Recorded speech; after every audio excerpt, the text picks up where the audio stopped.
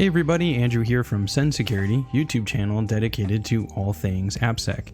This is the second episode in our Building a Professional Pentesting Studio series, and in this episode we're going to cover the Workbench.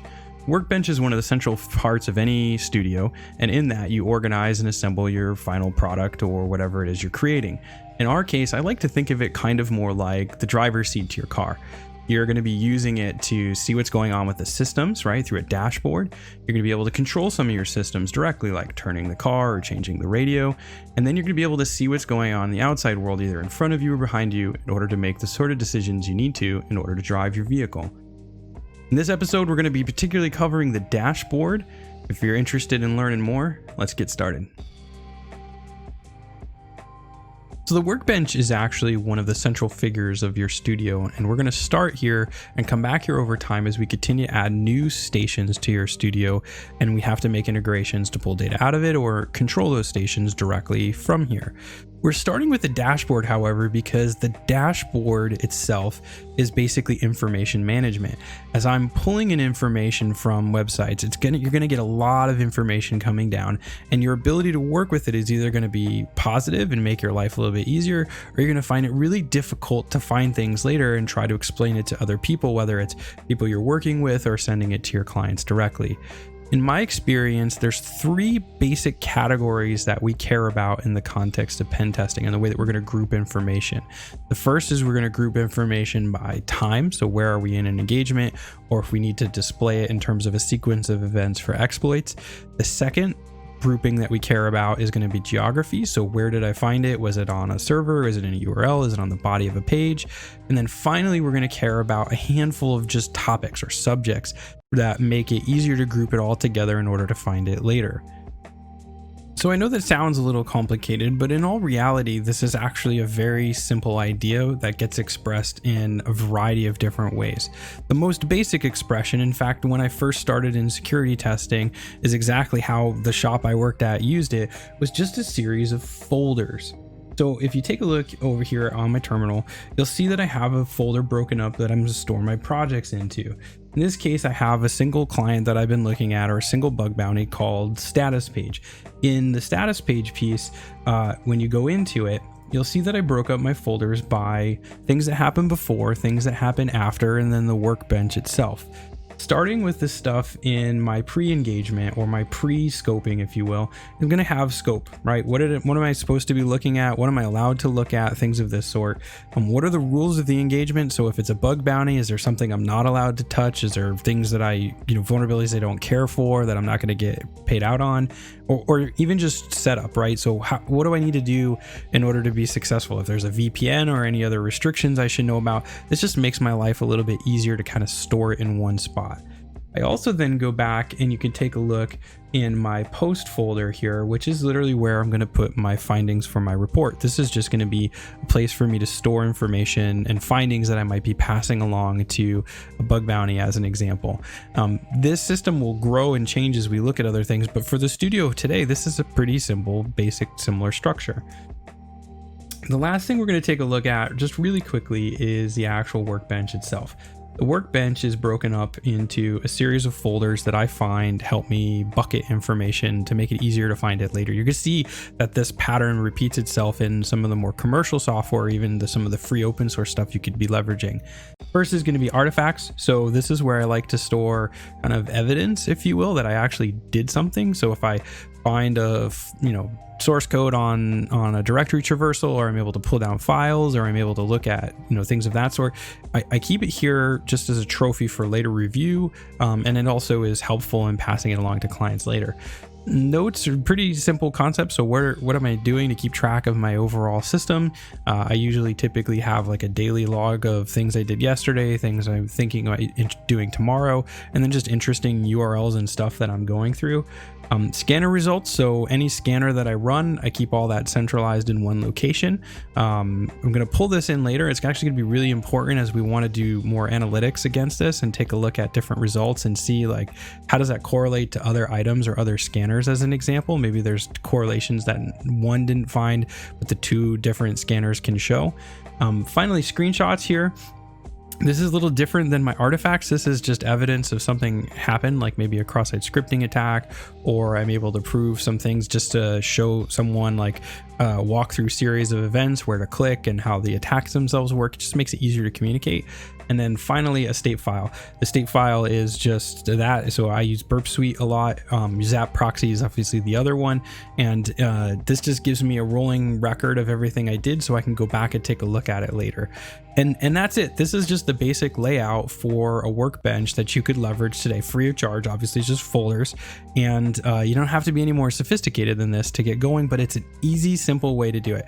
I usually, when I'm going to leverage the system, I store it in a zip file like I did back in the day, and every new client, I just create a new subfolder and dump it in, and then I can start laying out the rest of my engagement. You're going to see this pattern repeat itself as we get into this other more advanced systems, but you'll see the same topics and the same groupings specifically for the reasons we've outlined here. So the first piece of software that I want to talk about is Stratus. Stratus is one of the older pieces of software that's been out in the market for quite some time. There's a community edition, which is what this is here, and then a paid version that you could license if you need it for a team, or you want to organize your sort of overall dashboard in this, or your workflow in it. What's interesting about it is that it operates in a very similar fashion to the folder structure, and you'll see here that you can add issues, so you can add findings as it pertains to a particular project. In this case, you only get access to one project in the free edition. If you wanted to have more than one project, you actually have to pay for the pro version, but either way, because we're only using it for one project, that's fine. You can add nodes here, and then inside of each node, you can then create notes about things that you found. You can create evidence, whether it's pictures and screenshots, and then attachments. Maybe you store files and things that you've pulled down. You can also directly add findings inside of this to the project, and then you can kind of add from here. What's interesting about adding a finding is you could do it either manually, right, itself, so you can create a new issue. You could use a template in order to make that easier, or you can pull in scanner outputs just like we had in our folder structure, where you're going to pull in your scanners, and it's either going to add a series of findings to existing nodes, or in some cases it even creates nodes. Like if you run nmap, you're going to create a server or a host for every single thing that pops out of it. What's interesting here is the way that they separate their nodes. This is a little different than our folder structure, and it's very advantageous to use this if you're looking at sort of more of a network-based test with multiple hosts on it. The folder structure strength is really in looking at a singular application, whereas if you have a bunch of nodes and hosts and things where you need to pull in a lot of information, it's going to save you a lot of time in order to store all those hosts here and then add and attach associated evidence and items and notes. Because later when you go to report, you could say, show me all of the issues, and then aggregate it across all of your notes, which is not something you can easily do in a folder structure, as an example. The point of this is really just to show you that even though this is sort of a community edition or a paid feature set improvement against folders, almost all the same concepts, all the same categories are still being leveraged in just a different expression from here.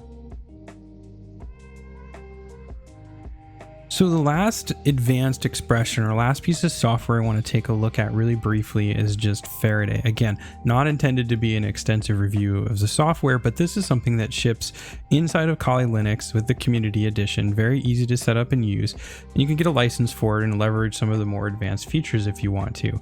But like Stratus, you're going to see that it has a lot of the same dashboard pieces, a list of the findings. It's going to show you some of the locations that have been identified and hosts that are inside of the overall scope of your engagement.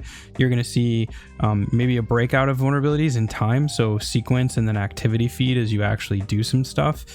Inside of this, what is interesting and where I wanted to call out kind of a key difference is, instead of Stratus, where you use an external tool, pull in the output, and then shove it into Stratus, and then it does sort of magic to kind of correlate everything, Faraday actually has the ability to integrate directly with its own terminal, and it keeps track of history from the workstation that you're going to be looking at. So I know it's a little small, I'll fix this in the video, but If you take a quick look at here, you could see there's a terminal associated to this, and with it you can launch a series of commands inside of the workspace, and as you execute these commands, they're going to update the actual dashboard for you in real time or somewhat real time in order to feed this information back out. The only reason I bring it up is that this is sort of similar to some of the ideas that we're going to be implementing as we kind of actually do the final parts of putting my studio together, or this studio together, where I'm going to try to integrate all my systems so that as I execute commands in one place, the outputs get generated and then brought back to me, so I don't have to run around and get it like we'd see in Stratus, to the degree that we can kind of control that. So again, not an extensive review, but a really quick breakout of some of your options when it comes to building a professional sort of studio and the whole Workbench concept. So just to kind of wrap up the episode, the Workbench is the most important part, or one of the most important parts of our studio. We're going to be coming back here as we integrate with some of the other stations that we're creating in order to have controls and in order to read the information that's coming out of them. If you have any questions about this, feel free to hit me up on Twitter. And as always, if you want to learn more, subscribe, and we'll look forward to talking to you in the next one.